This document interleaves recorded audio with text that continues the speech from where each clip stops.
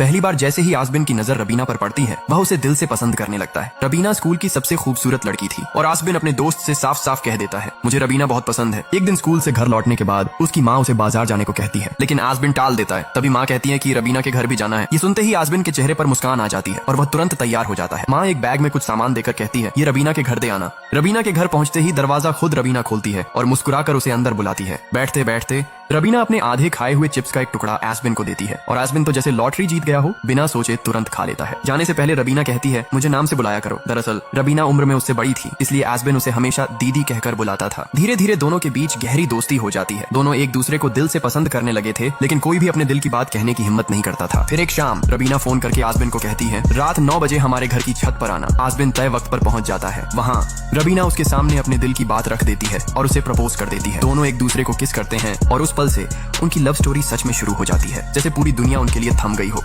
आसबिन और रबीना की प्रेम कहानी अच्छी खासी चल रही थी। दोनों एक दूसरे के साथ बहुत खुश थे, लेकिन एक दिन सब बदल गया। आसबिन के घर के सामने पूजा हो रही थी और उसकी माँ ने उसे कहा कि प्रसाद रबीना के घर देकर आओ। दिल में खुशी लेकर आसबिन वहाँ पहुँचता है, लेकिन जैसे ही वो रबीना के घर पहुँचता है खिड़की से उसे एक आवाज सुनाई देती है। रबीना के पापा उसे डांट रहे थे, पढ़ाई छोड़कर तुम प्यार क्यों कर रही हो। ये सुनकर आसबिन सोचता है कि शायद बात उसके बारे में हो रही है, लेकिन तभी रबीना का मुंह से निकलता है क्रिस्टोफर। ये नाम सुनते ही आसबिन के पैरों तले जमीन खिसक जाती है। टूटे दिल के साथ वो घर लौटता है और पूरी रात रोता रहता है। अगले दिन स्कूल का पिकनिक होता है, सब मजे कर रहे होते हैं, लेकिन आसबिन चुपचाप कोने में बैठा रहता है। उसका दोस्त वजह पूछता है और सलाह देता है कि रबीना से बात करो। हिम्मत करके आसबिन उसके पास जाता है, लेकिन रबीना सामने से उसे अपमानित कर देती है और कहती है, तुम मुझे दीदी कहकर बुलाओ। ये सुनकर आसबिन को यकीन हो जाता है कि रबीना ने उसे धोखा दिया है और उसकी मोहब्बत एक ही पल में खत्म हो जाती है।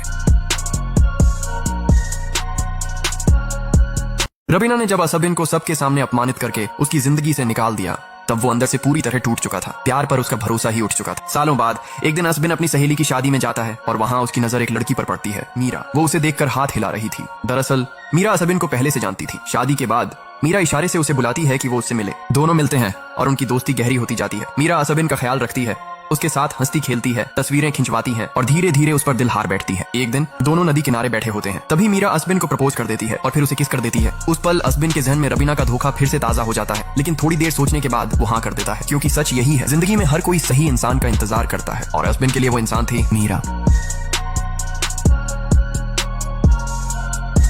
शादी की पहली रात पल्लवी और अर्नव साथ बैठे ही थे कि तभी अर्नव के फोन पर उसकी गर्लफ्रेंड का मैसेज आ गया। उसने पल्लवी से कहा, मैं बस 1 मिनट में आता हूँ, और कमरे से बाहर चला गया। कुछ देर बाद जब अर्नव वापस लौटा तो दरवाजा अंदर से बंद था। उसने पल्लवी से दरवाजा खोलने को कहा। पल्लवी ने पूरी कोशिश की, लेकिन दरवाजा किसी वजह से खुल ही नहीं पाया। मजबूरी में अर्नव बालकनी के रास्ते कमरे में दाखिल हुआ। अभी दोनों ठीक से संभले भी नहीं थे कि अचानक किसी के चीखने की आवाज सुनाई दी। बाहर जाकर देखा तो अर्नव की माँ नीचे गिर पड़ी थी। उन्हें ज्यादा चोट तो नहीं आई थी, लेकिन पूरा घर अस्त व्यस्त पड़ा था। अर्नव की माँ ने पल्लवी से घर की सफाई करने को कहा और फिर सभी अपने अपने कमरों में चले गए। सुहागरात की रात पल्लवी ने घर समेटते हुए ही गुजार दी। जब सब साफ हो गया और वह कमरे में लौटी तो अर्नव गहरी नींद में सो चुका था। अगली सुबह पल्लवी माता रानी के सामने भजन गा रही थी। उसकी मधुर आवाज सुनकर घर के सभी लोग वहां आ गए। पल्लवी जैसी संस्कारी बहू पाकर शास्त्री परिवार खुद को बहुत भाग्यशाली मानने लगा। थोड़ी देर बाद अर्नव ने अपनी माँ से कहा कि वह और पल्लवी हनीमून पर जाने वाले हैं।